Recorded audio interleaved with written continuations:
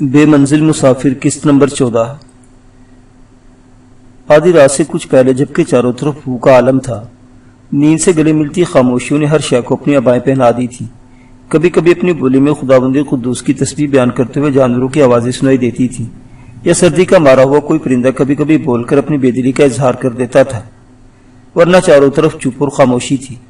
ایسے میں یوسف بن بخت اور بدر نے اپنے لشکر کے ساتھ کوچ کیا، دریا دویرہ کے کنارے اوپر کی سمت بڑھے، جہاں ایک کھلے میدان میں دریا کا پاٹ خوب چوڑا ہو جاتا تھا اور پانی کی گہرائی کم تھی۔ وہاں سے دریا کو عبور کر گئے اور پھر اپنے جاسوسوں کی رہنمائی میں آدھی رات کے بعد انہوں نے بالکل درے کے قریب جا کر پڑاؤ کر لیا تھا۔ پڑاؤ کرنے کے ساتھ ہی یوسف بن بخت اور بدر نے اپنی کارروائی کی ابتدا کر دی تھی۔ درے کے آدھے میل کے فاصلے پر درے کے دونوں جانب انہوں نے اپنے اپنے تیر انداز بٹھا دیے تھے اور پھر بڑے بڑے پتھروں کے ڈھیر لگا دیے تھے، اور صبح تک اس سارے کام کی تکمیل کر دی گئی۔ لشکر کے جوان بڑی بڑی چٹانوں اور پتھروں کی اوٹ میں کچھ اس طرح بیٹھ گئے تھے کہ اگر کوئی سفر کرے تو وہ دکھائی نہ دیتے تھے۔ اس سارے امور کی تکمیل کے بعد جہاں درہ میدان میں اترتا تھا وہاں بھی یوسف بن بخت نے اپنے کچھ تیر انداز دستے بٹھا دیے تھے۔ ایسا اس نے اس احتیاط کے تحت کیا تھا کہ سردین کے محافظ دستوں میں سے اگر کوئی تیروں اور پتھروں سے بچتا بچاتا میدانوں کی طرف آ بھی جائے تو جو تیر انداز وہاں بیٹھے ہوں گے وہ انہیں چھلنی کر دیں گے۔ ان سارے انتظامات سے مطمئن ہونے کے بعد یوسف بن بخت اور بدر لشکر میں آ گئے۔ تھوڑی دیر بعد سورج مشرق سے طلوع ہوا تھا۔ اس وقت یوسف بن بخت، بدر اور اس کے ساتھی فجر کی نماز کے بعد صبح کے کھانے سے فارغ ہو چکے تھے۔ یوسف بن بخت نے ایک بار پھر سارے سالاروں کو ایک جگہ جمع کیا اور ان کے سامنے سردین کے لشکر کا پڑاؤ صاف دکھائی دے رہا تھا۔ یوسف بن بخت اپنے ساتھی کو مخاطب کر کے کہہ رہا تھا، میرے عزیزو، اگر تم میں سے کوئی اعتراض نہ ہو تو میں تھوڑی دیر تک دشمن کے ساتھ جنگ کی ابتدا کرنے والا ہوں۔ میں جنگ میں تاخیر نہیں چاہتا، وقت ضائع نہیں کرنا چاہتا، اس لیے کہ میرے پاس اس کی ایک وجہ بھی ہے۔ میرے عزیزو، درے کی جانب اور درے کے اوپر جو ہم نے انتظامات کیے ہیں وہ اپنے تیر انداز بٹھا دیے ہیں۔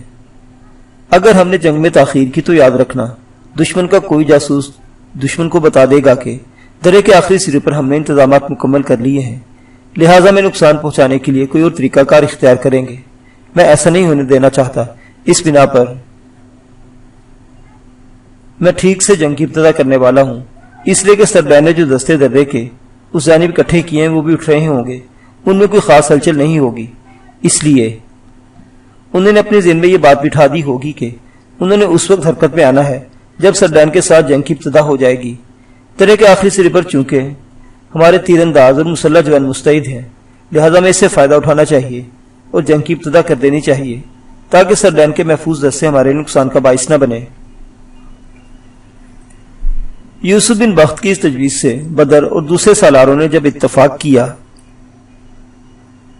اور فی الفور جنگ کی ابتدا کرنے کے لشکری صفوں کو آراستہ کیا جانے لگا، ساتھ ہی لشکر کے اندر بڑے بڑے طبل بھی بج اٹھے تھے۔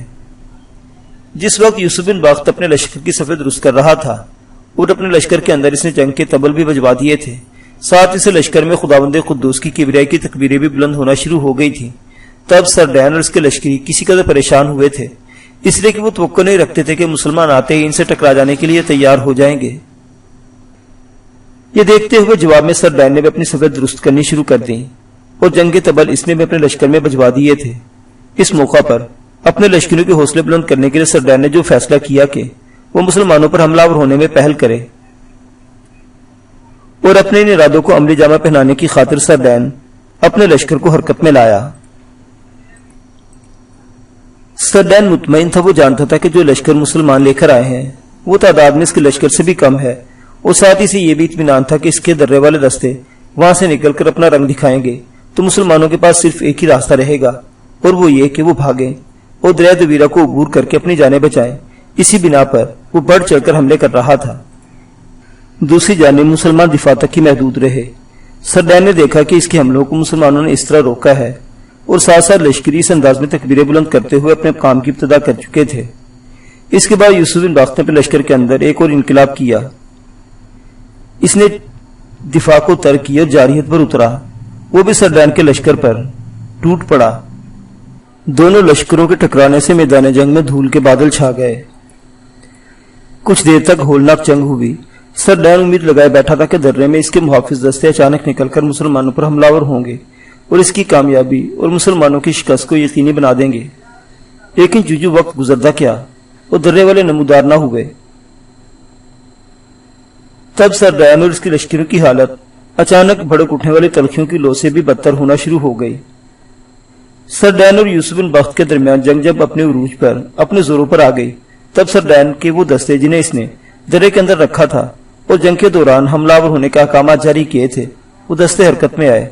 درے کے اندر ہی اندر وہ بڑے۔ درہ چونکہ تنگ تھا لہٰذا آگے بڑھنے کی رفتار کوئی زیادہ تیز نہ تھی۔ بہرحال آگے بڑھتے ہوئے جب وہ اس جگہ کے قریب پہنچے جہاں یوسف بن بخت نے اپنے ساتھی چھپائے تھے، تب اس وقت تک کوئی ہلچل برپا نہ ہوئی۔ سر ڈین کے دستے آہستہ آہستہ آگے بڑھے۔ یوسف بن بخت کے مسلح جوان جو دونوں جانب درے کے اوپر گھات میں بیٹھے تھے، وہ چاہتے تھے کہ جب سر ڈین کے زیادہ سے زیادہ آدمی ان کی زد میں آ جائیں تو اپنے کام کی ابتدا کرے۔ اس لیے انہوں نے تہیہ کر لیا تھا کہ ان دستوں کا اگلا حصہ درے کے بالکل آخری سرے پر پہنچ جائے گا تب وہ اپنے کام کی ابتدا کریں گے۔ کہ درے سے باہر نکل کر بھی ان کے تیر انداز بیٹھے ہوئے تھے، اور اگر کسی نے بھاگ کر باہر نکل کر میدانوں میں جانے کی کوشش کی تو اپنی جان سے ہاتھ دھو بیٹھے گا۔ اس طرح اس 7 میل کے ٹکڑے میں جہاں یوسف بن بخت کے آدمیوں نے گھات لگائی ہوئی تھی، جب پوری طرح ڈین کے آدمی اس میں سما گئے تب کوہستانی سلسلے کی جانب سے ان پر ایک خونی انقلاب برپا ہوا۔ پہلے زوردار پتھروں کی بارش کی گئی۔ جب ان میں سے کچھ نے بھاگ کر میدان میں اترنا چاہا تو سامنے کی طرف سے تیز رفتار تیروں کی بار نے یوں لگا جیسے ان پر موسلادھار بارش کی طرح تیر برسنا شروع ہو گئے۔ وہ بری طرح پلٹے، چونکہ درہ تنگ تھا لہذا پلٹنا بھی کوئی آسان نہ تھا۔ پلٹتے بھی اتنا وقت لگا کہ اتنی دیر تک کوہستانی سلسلوں کے دونوں جانب پتھروں نے بدحال کر کے رکھ دیا، اور جو پتھروں سے بچتے بچاتے پیچھے ہٹے ان پر اوپر سے موسلادھار انداز میں تیر اندازی ہوئی تو درہ سر ڈین کے لشکروں کے لاشوں سے بھرنا شروع ہو گیا۔ اس موقع پر یوسف بن بخت مسلح جوانوں نے جو عقل مندی کا کام کیا وہ یہ کہ کوہستانی سلسلے کے دونوں جانب اوپر ہی اوپر رہتے ہوئے انہوں نے بھی آگے بڑھنا شروع کر دیا۔ درے کے اندر سر ڈین کے جو لشکری بھاگے تھے ان کے تعاقب میں وہ سنگ باری اور تیر اندازی کرتے چلے گئے تھے۔ سر ڈین کے آدمی درے کے اوپر چڑھنے کی جسارت نہیں کر رہے تھے، اس لیے کہ وہ جانتے تھے کہ جو بھی اوپر چڑھا پتھروں اور تیروں کی مار مارا جائے گا، لہٰذا وہ درے کے اندر بھاگے۔ درے کی تنگی کی وجہ سے ان کے بھاگنے کی رفتار کم تھی، جبکہ کوہستانی سلسلوں کے اوپر کھلا وسیع علاقہ ہونے کی وجہ سے یوسف بن بخت کے آدمی بڑی آسانی سے ان کے تعاقب میں لگ گئے تھے۔ اسی طرح لگ بھگ 2 میل کے درے کے اندر یوسف بن بخت کے آدمیوں نے ان پر سنگ باری اور تیر اندازی کی، اور ان میں سے بہت کم اپنی جانیں بچا کر بھاگ نکلنے میں کامیاب ہوئے۔ درے میں سر ڈین کے بھاگنے والے آدمیوں کو تعاقب کر کے کوہستانی سلسلے کے دونوں جانب جو یوسف بن بخت کے مسلح جوان تھے وہ پلٹے اور اس جگہ پر آئے جہاں درے کے منہ پر تیر انداز بیٹھے ہوئے تھے، سب وہاں جمع ہو گئے۔ پھر یوسف بن بخت نے ان پر جو سالار مقرر کیا تھا اس نے انہیں مخاطب کرتے ہوئے کہنا شروع کیا: میرے عزیزو، درے کے اندر دشمن کے جس قدر لشکری گھات میں تھے ان کا تو ہم نے خاتمہ کر دیا ہے، بہت کم جانے بچا کر بھاگے ہیں۔ اس طرح درے کی طرف سے اب ہمارے لشکر کو کوئی خطرہ نہیں ہے۔ اس وقت نہ ہم امیر یوسف بن بخت سے مشورہ کر سکتے ہیں اور نہ بدر سے، اس لیے کہ وہ دونوں بری طرح جنگ میں مصروف ہیں۔ جو کچھ کرنا ہے ہم نے خود ہی کرنا ہے۔ اس وقت میں نے جو سوچا وہ کچھ اس طرح ہے، یہاں سے ہم اپنے گھوڑوں پر سوار ہو کر سر ڈین کے لشکر کے پہلو کی طرف بڑھیں گے، زور زور سے تکبیریں بلند کریں گے اور ساتھ ہی خبریں بھی بلند آواز میں پھیلاتے جائیں گے کہ دشمن کے لشکر کے قریب جائیں گے تاکہ دشمن کے لشکری ہماری ان آوازوں کو سنیں۔ پہلی سزا پر ہم نے یہ دینی ہے کہ سر ڈین کے وہ لشکری جو درے کے اندر تھے ان کا خاتمہ کر دیا گیا ہے۔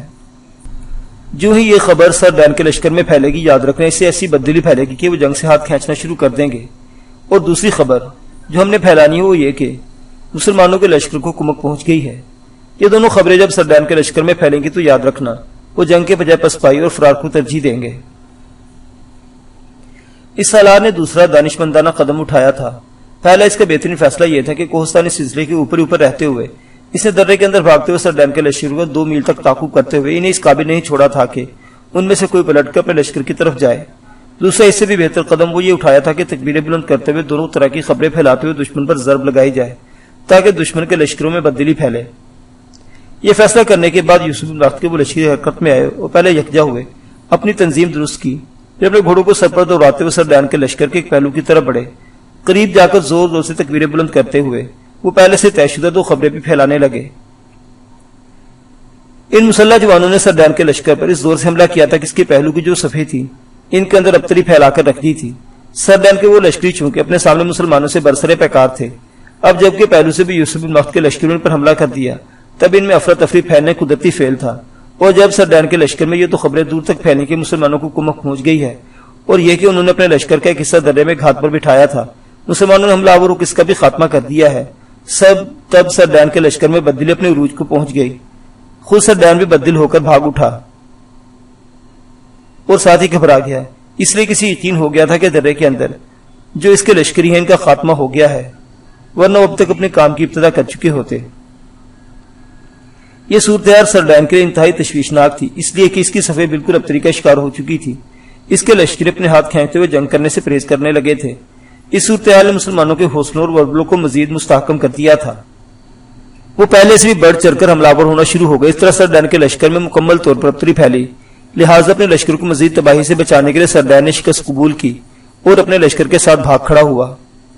یوسف بن بخت بدر نے اپنے لشکریوں کو جو درے میں اپنے فرائض انجام دینے کے بعد میدان میں اتر کر دشمن پر حملہ آور ہوتے ان کے سالار تمام بن علقمہ کی سرگردی میں پڑاؤ کی حفاظت پر چھوڑا، اور ساتھ ہی علقمہ کے ذمہ یوسف بن بخت نے یہ کام بھی لگایا کہ دشمن کے پڑاؤ کی ہر چیز کو سمیٹ کر اپنے پڑاؤ میں لے جائے۔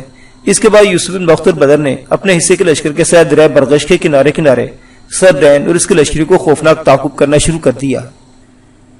سر ڈین کا دور تک تعاقب کرنے کے بعد یوسف بن بخت بدر اپنے لشکر کے ساتھ پلٹے اور کوہستانوں کے دامن میں اس جگہ آئے جہاں سر ڈین کے ساتھ جنگ ہوئی تھی۔ ان کے آنے تک تمام بن علقمہ نے دشمن کے پڑاؤ کی ہر چیز کو اپنے پڑاؤ میں منتقل کر دیا تھا، اور وہ نوجوان جو زیادہ زخمی تھے تعاقب میں حصہ نہیں لے سکتے تھے ان کی مرہم پٹی کا سامان بھی کر دیا تھا۔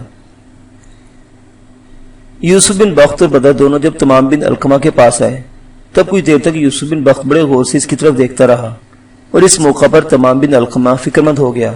یوسف بن بخت کو مخاطب کر کے کہنے لگا، ابن بخت میرے عزیز بھائی، مجھ سے کوئی غلطی کوئی کوتاہی ہو گئی ہے جو آپ اس طرح مجھے غور سے دیکھ رہے ہیں؟ ابن علقمہ کے ان الفاظ پر یوسف بن بخت کے چہرے پر تبسم نمودار ہوا، پھر وہ ایک دم آگے بڑھا، ابن علقمہ کو اپنے ساتھ لپٹا لیا، کئی بار اس کی پیشانی پر بوسے دیے، پھر علیحدہ ہو کر مخاطب ہوا، ابن علقمہ دراصل میں تمہاری کارگزاری پر مبارکباد پیش کرنا چاہتا تھا، سوچ رہا تھا کہ ایسا کرنے کے لیے میں کون سے مناسب الفاظ استعمال کروں۔ میں نے درے میں جو مسلح دستے تمہاری کمانداری میں دیے تھے ان سے تم نے خوب کام لیا، اور درے کی طرف سے سر ڈین کے جن لشکریوں نے ہم پر حملہ آور ہونا تھا ان سے بڑے آسان طریقے سے نمٹے، اور پھر تم نے ان کا خاتمہ کر دیا۔ اس سے بھی بڑھ کر تم نے جو مارکا سر انجام دیا وہ یہ ہے کہ درے کو اپنے لیے محفوظ کرنے کے بعد تم بیکار نہیں بیٹھ کے۔ اگر تم ایسا کرتے تو تم پر کوئی حرف گیری نہ تھی، اس لیے کہ میں نے تمہیں صرف درے کی حفاظت پر مامور کیا تھا، اور تمہارے لیے یہی احکامات ہے کہ درے کے اندر سے سر ڈین کا کوئی لشکری میدان میں اترے تو اس کا خاتمہ کر دیا جائے۔ پر میرے عزیز تو نے تو کمال کیا، درے کو اپنے لشکر کے لیے محفوظ کرنے کے بعد تو بیکار نہیں بیٹھا، بلکہ اپنے مسلح دستوں کے ساتھ زندگی اور موت کا کھیل کھیلتے ہوئے تم سر ڈین کے لشکر کے ایک پہلو پر حملہ آور ہو گئے اور سر ڈین کو قبل از وقت بھاگنے پر مجبور کر دیا۔ گو ہمارے تیز حملوں کے باعث سر ڈین کے لشکر میں بددلی کے آثار پیدا ہو رہے تھے، لیکن وہ کسی نہ کسی طرح جمع ہوا تھا، اور جب تمہارے لشکری تکبیریں بلند کرتے ہوئے حملہ آور ہوئے اور ساتھ ہی یہ بھی شور کر رہے تھے کہ مسلمانوں کو کمک پہنچ گئی ہے اور یہ کہ درے کے اندر سر ڈین کے جو دستے تھے ان کا خاتمہ کر دیا گیا ہے، تب ان حملوں کا سر ڈین اور اس کے لشکروں پر بڑا منفی اثر ہوا اور شکست تسلیم کرتے ہوئے میدان سے بھاگ کھڑے ہوئے۔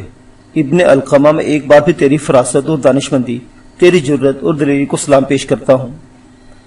جب تک یوسف بن بخت بولتا رہا تمام بن علقمہ مسکراتا رہا۔ یوسف بن بخت جب خاموش ہوا تب آگے بڑھ کر وہ یوسف بن بخت سے لپٹ گیا، پھر کہنے لگا، ابن بخت آپ میری کچھ زیادہ ہی تعریف کر رہے ہیں۔ اگر آپ یہ سمجھتے ہیں کہ میرے اس طرح حملہ آور ہونے سے دشمن کو شکست کا سامنا کرنا پڑا ہے تو میں اس بات کو تسلیم نہیں کرتا۔ میرے ادھر آنے سے پہلے جس انداز میں آپ اور بدر دشمن پر ضربے لگا رہے تھے اس وقت اس کی قسمت میں مقدر میں شکست اور فرار لکھا جا چکا تھا۔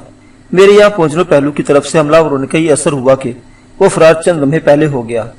تمام بن علقمہ کی اس گفتگو کے جواب میں یوسف بن بخت کچھ کہنا ہی چاہتا تھا کہ کچھ گھڑ سوار پڑاؤ میں داخل ہوئے، سیدھے ادھر آئے جہاں یوسف بن بخت، بدر اور تمام بن علقمہ اور دوسرے سالار کھڑے ہوئے تھے۔ قریب آ کر وہ گھوڑوں سے اترے اور بلند آواز میں سب نے مل کر سلام کیا اور آگے بڑھ کر سب سے پرجوش مصافحہ کیا۔ اس کے بعد ان میں سے ایک اپنے سارے ساتھیوں کی نمائندگی کرتے ہوئے یوسف بن بخت کو مخاطب کرتے ہوئے کہنے لگا، امیر آپ اور بدر دونوں کو امیر عبد الرحمن بن معاویہ نے فی الفور کرتبہ پہنچنے کے لیے کہا ہے۔ آنے والے مخبر کے ان الفاظ پر یوسف بن بخت کچھ پریشان اور حیران سا رہ گیا، پھر کچھ دیر سوچنے کے بعد اس قاصد کو مخاطب کرتے ہوئے کہہ رہا تھا، امیر کو کیا ایک دم سوچی کہ اس نے ہمیں کرتبہ بلا لیا ہے۔ اگر طلیطلہ کی بغاوت فرق نہیں ہوئی اور امیر عبد الرحمن دوبارہ طلیطلہ کا محاصرہ کر کے حشام کو اپنے سامنے زیر کرنے کا ارادہ کر چکا ہے تو میں سمجھتا ہوں کہ یہ کوئی اچھا فیصلہ نہیں ہے۔ میرے اپنے خیال کے مطابق طلعت کو فی الحال اپنے حال پر چھوڑ دینا چاہیے۔ کب تک وہاں محصور رہتے ہوئے حشام بغاوت کو جاری رکھ سکے گا؟ اس وقت ہمارے سامنے سب سے اہم اور مسئلہ شمال کے نصرانیوں سے نمٹنا ہے، جو آئے دن اپنے گھاتوں سے نکل کر مسلمانوں کے علاقوں پر حملہ آور ہوتے ہیں، دور تک لوٹ مار کرتے ہیں، اور پھر آہستہ آہستہ اس کوشش میں بھی ہے کہ مسلمانوں کے علاقوں کو اپنی سلطنت میں شامل کرتے ہوئے مسلمانوں کی سلطنت کی حدود کو سمیٹنے پر مجبور کیا جائے۔ یہاں تک کہنے کے بعد یوسف بن بخت رکا، پھر اپنے سلسلہ کلام کو آگے بڑھاتے ہوئے دوبارہ کہہ رہا تھا، آنے والے محترم قاصد، اس وقت ہم نصرانیوں کے مقابلے میں بہتر صورتحال میں ہیں۔ میرے عزیز، شمال کی طرف سے صرف کاؤنٹ سر ڈین کی طرف سے خطرہ نہیں، ایسے بہت سے کاؤنٹ ہیں جو آئے دن ہماری سرزمینوں پر حملہ آور ہو کر لوٹ مار کا بازار کرنے کے علاوہ ہمارے کچھ علاقوں پر قبضے کرنے سے متعلق سوچ رہے ہیں۔ لہذا شمال کی نصرانی قوتوں کو قلع کما کر کے انہیں اپنے حدود میں رہنے پر مجبور کرنا بہت بڑا مارکا ہے۔ اس وقت اگر ہم اس مہم کو یہی چھوڑ کر واپس جاتے ہیں تو اس کے بڑے برے اثرات مرتب ہوں گے۔ اگر ہم یہاں سے ہٹ جاتے ہیں، قرطبہ کی طرف چلے جاتے ہیں، تو سر ڈین پلٹے گا۔ ہمارے ہاتھوں شکست کھانے کے بعد اس کی حالت اس وقت زخمی سانپ کی سی ہوگی۔ ہمارے جانے کے بعد وہ مسلمانوں کے علاقوں میں ایسی تباہی اور بربادی کا کھیل کھیلے گا جس سے متعلق تم سوچ بھی نہیں سکتے۔ لہذا میں سمجھتا ہوں کہ اس مہم کو یہی چھوڑ کر قرطبہ کا رخ کرنا نہیں چاہیے۔ اب ان علاقوں میں نصرانیوں کے دو حکمران ہیں جو مسلمانوں کے علاقوں میں ترک تاز کرتے رہتے ہیں۔ ساتھ ہی فرانسیسیوں کے بھی کچھ آوارہ مزاج لشکرین کوہستانی سلسلوں کے اندر ایک تنظیم کے تحت بھٹکے مسلمانوں کی بستیوں اور قصبوں پر حملہ آور ہو کر لوٹ مار کا بازار گرم رکھتے ہیں۔ اس لیے کرتے ہیں کہ انہیں خبر ہو چکی ہے کہ اندلس میں مسلمانوں کی حالت دیگر گوں ہے۔ عبد الرحمن بن معاویہ شام سے اندلس میں داخل ہوا ہے۔ کچھ لوگ اس کا ساتھ دے رہے ہیں، کچھ اس سے روگردانی کر رہے ہیں، اور ایسے گومگو حالات میں نصرانی فائدہ اٹھا کر بہت سے مسلمانوں کے علاقوں پر قبضہ کرنے کا تہیہ کیے ہوئے ہیں۔ میں سمجھتا ہوں انہیں ایسا کرنے کی اجازت نہیں دیں گے۔ یوسف بن بخت جب خاموش ہوا تب آنے والا قاصد پھر بول اٹھا، امیر، جو کچھ آپ کہہ رہے ہیں اپنی جگہ وہ بالکل درست اور مناسب ہے، لیکن حالات کے تحت امیر عبد الرحمن نے آپ کو واپس قرطبہ میں طلب کیا ہے۔ یاد رکھے حالات ان سے بھی زیادہ اہمیت رکھتے ہیں۔ اس وقت امیر عبد الرحمن نے دو امور سے آپ کے لشکر سمیت قرطبہ میں بلایا ہے۔ پہلا یہ کہ مغربی علاقوں میں یمنی قبائل بغاوت کر چکے ہیں۔ ابو صبا یمنیوں کا سب سے بڑا سردار تھا۔ اسے جب سے اشبیلیہ کی عمارت سے عبد الرحمن نے محروم کیا تو وقتی طور پر چاروں طرف خاموشی رہی۔ ابو صبا بھی گوشہ نشین چلا گیا، لیکن حقیقت میں وہ گوشہ نشین نہیں ہوا، اندر ہی اندر یمنی قبائل کو ابھارتا رہا، جس کے نتیجے میں اس کی ہوا دینے پر مغربی علاقوں میں یمنی قبائل ایک خوفناک بغاوت رکھ چکے ہیں، اور اگر جلد ان کی سرکوبی نہ کی گئی تو یاد رکھیے انہیں روکنا اگر ناممکن نہیں تو مشکل ضرور ہو جائے گا۔ اس کے علاوہ خلیفہ بغداد منصور نے بھی یہاں عبد الرحمن بن معاویہ کے خلاف سازش کی ہے۔ افریقہ میں اس کا ایک جاننے والا رہتا ہے، اس سے اس نے ساز باز کی، وہ اشبیلیہ میں وارد ہوا اور بے شمار لوگ اس کی طرف مائل ہو رہے ہیں، وہ بھی عنقریب بغاوت کھڑی کر دے گا۔ اسی طرح ہسپانیہ کے اندر بھی ہمارے لیے حالات اس قدر ابتر ہوں گے کہ ان پر قابو پانا ہمارے لیے انتہائی مشکل ہو جائے گا۔ قاصد جب خاموش ہوا تب بڑے دکھ کا اظہار کرتے ہوئے یوسف بن بخت نے کہا، ان یمنیوں میں بڑے برے وقت میں بغاوت کھڑی کی ہے۔ میرا ذاتی خیال ہے کہ سر ڈین کو شکست دینے کے بعد، اپنے زخمیوں کی دیکھ بھال کرنے کے بعد، میں شمال مغرب کی طرف کوچ کرتا ہوں۔ جس طرح سر ڈین ہمارے علاقوں پر حملہ آور ہوتا رہا ہے، میں چاہتا تھا کہ اس کے علاقوں پر حملہ آور ہو کر ہم بھی دور تک ترک تاز کرتے، تاکہ ان نصرانیوں کی یہ نصیحت ملتی کہ اگر وہ ہمارے علاقوں پر حملہ آور ہو سکتے ہیں تو ہم بھی ان کے مرکزی شہروں تک دھاوا بول سکتے ہیں۔ لیکن جو حالات تم سنا رہے ہو ان کے تحت ہمارا یہاں سے قرطبہ کی طرف جانا ہی مناسب لگتا ہے۔ یہاں تک کہنے کے بعد یوسف بن بخت رکا۔ لمحہ بھر کے لیے اس نے باری باری اپنے قریب کھڑے بدر، تمام بن علقمہ اور دوسرے سالاروں کی طرف دیکھا، پھر انہیں مخاطب کرتے ہوئے کہہ رہا تھا، میرے عزیزو، اس موقع پر بولنا صرف میرا ہی حق نہیں، تمہیں بھی اس موقع پر مشورہ دینا چاہیے جس پر عمل کرنا ہمارے لیے سود مند ہو۔ یوسف بن بخت کے خاموش ہونے پر تمام بن علقمہ کہنے لگا، امیر، آپ جو فیصلہ کریں گے وہ ہمارے لیے آخری ہے۔ اگر آپ واپسی کے لیے کوچ کرتے ہیں تو میرے خیال میں یہ زیادہ بہتر فیصلہ ہوگا، اس لیے کہ اگر ہمارا مرکز محفوظ نہیں تو پھر ہمیں شمال کے علاقوں میں نصرانیوں کے خلاف ترک تاز کرنے کا کوئی فائدہ ہی نہیں۔ پہلے اپنے مرکز کو مضبوط، مستحکم اور محفوظ بنانا چاہیے، اس کے بعد اطراف میں اپنے دشمنوں پر حملہ ہو کر انہیں زیر کرنا چاہیے۔ تمام بن علقمہ کی اس گفتگو کو یوسف بن بخت نے پسند کیا۔ پھر اس کے حکم پر سارے مال غنیمت کو سمیٹا گیا، پڑاؤ ختم کر کے سارا سامان بار برداری کے جانوروں پر لادا گیا، اور پھر تھوڑی دیر بعد یوسف بن بخت اپنے لشکر کے ساتھ دریا برغش کے کنارے سے قرطبہ کا رخ کر رہا تھا۔ معزز سامعین حضرات، بے منزل مسافر کی یہ داستان ابھی جاری ہے۔ بقیہ واقعات اگلی قسط میں دیکھتے رہیے۔ ناولستان، اسلامی اور تاریخی کہانیوں کا مرکز۔ اللہ حافظ۔